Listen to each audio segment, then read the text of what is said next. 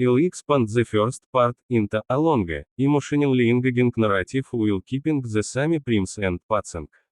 Anna never imagined that 5 years of her life would pass inside the same small apartment, measured not by holidays or birthdays but by pill schedules, doctor appointments, and sleepless nights. When she married Dmitry, she dreamed of a simple life. They didn't have much money, but they had plans. They wanted to travel across Russia by train, save for a small house outside the city, and eventually have children. They spent evenings lying over cheap takeout, making lists of places they wanted to visit someday. Then everything changed. Just 8 months after their wedding, Dmitry's mother, Valentina, suffered a severe stroke. The honest energetic woman who loved gardening and baking suddenly couldn't walk without assistance. Her speech became slow and difficult. Everyday tasks that most people never thought about, getting dressed, eating, taking medicine, became impossible without help. At first, everyone promised it would only be temporary. We'll hire a caregiver, Dmitry had said. My sister will help on weekends, Valentina's relatives promised. We'll figure everything out. But promises are easy. Reality is much harder. One by one, everyone disappeared. The relatives became bossy. The neighbors stopped visiting. The hired caregiver quit after 3 weeks because the work was too demanding. Soon, only one person remained. Anna, without making a speech or demanding recognition, she quietly stepped into the role no one else wanted. Every morning, she woke before sunrise. She prepared breakfast not only for herself and Dmitry but also a special meal for Valentina that matched the doctor's recommendations. She crushed tablets into powder because swallowing had become difficult. She carefully checked blood pressure twice a day. She learned how to lift Valentina from the bed without hurting her back. She changed bed linens after difficult nights. She cleaned the apartment before anyone noticed the mess. She accompanied Valentina to every medical appointment. She even watched dozens of online videos to learn basic physical therapy exercises so her mother-in-law wouldn't lose all movement in her legs. Nobody asked her to do these things. She simply believed it was the right thing to do. Sometimes Valentina cried from embarrassment. I'm sorry, the elderly woman whispered one afternoon while Anna brushed her gray hair. You shouldn't have to do this. Anna smiled warmly. Family takes care of family. Valentina kissed her hand with tears in her eyes. If I had a daughter. You do, Anna interrupted gently. From that day on, their relationship changed. They were no longer just mother-in-law and daughter-in-law. They became companions, friends, almost mother and daughter. Meanwhile, Dmitry buried himself in work. At least that was what he always said. I'm exhausted. I work all day. I private for this family. Anna never argued. She knew he worked hard. But she also knew that caring for someone 24 hours a day was work too. There were no weekends, no vacations, no holidays. Even when she caught the flu, she still got out of bed to prepare medicine. Even when her back hurt so badly she called barley stand, she still helped Valentina into her wheelchair. 5 years passed this way. 5 years. Their savings slowly disappeared into prescriptions, medical equipment, rehabilitation sessions, and groceries.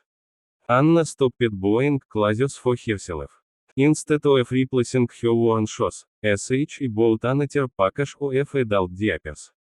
Instead of visiting the hair salon, she ordered vitamins for Valentina.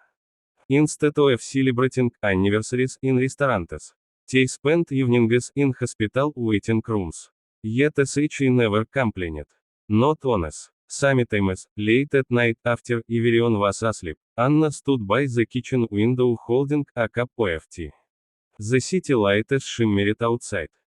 She wondered where those years had gone. She was only 32, yet she felt decades older. She missed reading novels. She missed meeting friends. She missed sleeping through the night. sh even missed hearing someone ask how sh was feeling. Because no one ever did.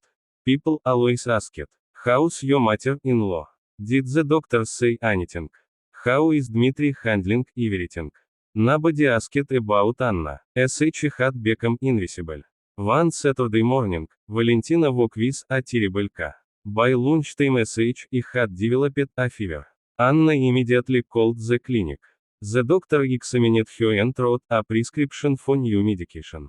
It is important sh start a study, the doctor warned. If you wait, her condition could worsen. Anna nodded. Sh looked inside her wallet. Only a few small bills remained. Sh said. Dmitry's salary was supposed to arrive next week. Still, delaying the medicine wasn't an option. Sh withdrew the last 2000 rubles from the household emergency fund. At the pharmacy sh carefully counted every coin. The pharmacist handed over the medicine. Take care of her, the woman said kindly.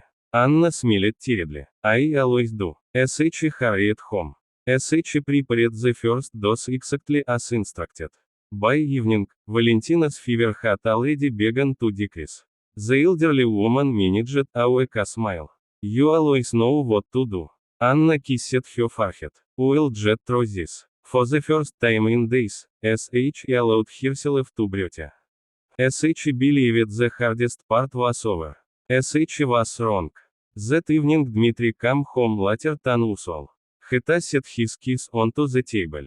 Where is dinner? Anna served him quietly. As he opened the banking app on his phone. His eyebrows suddenly tightened. Where did 2000 rubles go? Anna looked up calmly. I bought your mother's medicine. What medicine? Sh explained the doctor's visit. Sh shoved him the prescription.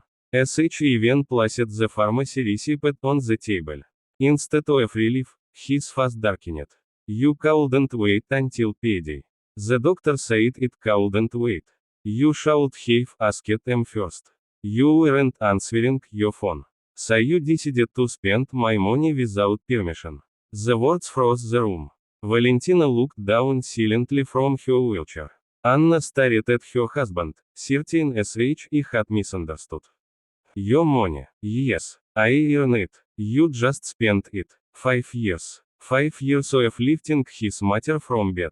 5 years of missed dreams. 5 years of unpaid labor. 5 years without complaint. Reduced to one sentence. You just spent it. Anna felt something inside her quietly break. Not loudly, not dramatically, like tin glass cracking under pressure. Sh didn't arc. Sh didn't remind him of every sleepless night. Sh didn't list every sacrifice. Because suddenly sh understood something painful. No explanation would change a person who truly believed those words. Dmitry continued speaking. You have no idea how hard I work. Anna looked at her own hands. The skin was rough from constant cleaning. Tiny scars marked her fingers from cooking every day. Her wrists hurt from lifting another human being for years. Those hands had forgotten what rest felt like. Yet somehow, in his eyes, none of that counted as work. Valentina suddenly spoke, her weak voice trembling.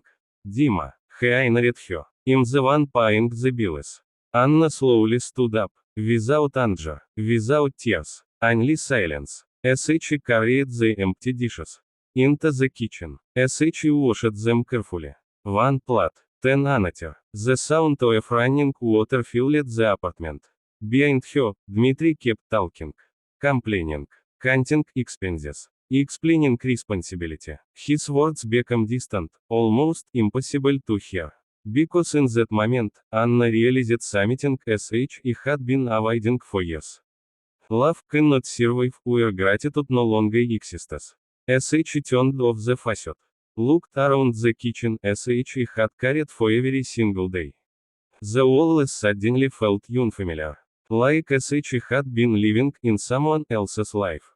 Sh quietly dried her hands with a towel. Then sh walked toward the bedroom. Not to arc, not to cry, but because, for the first time in 5 years, sh knew exactly what sh needed to do. As she opened the closet, reached for a small travel bag, and slowly placed it on the bed. The apartment remained silent, but deep inside her heart, a decision had already been made. I felt like, I can also expand part 2 into 1,500 words with an equally emotional, cinematic ending.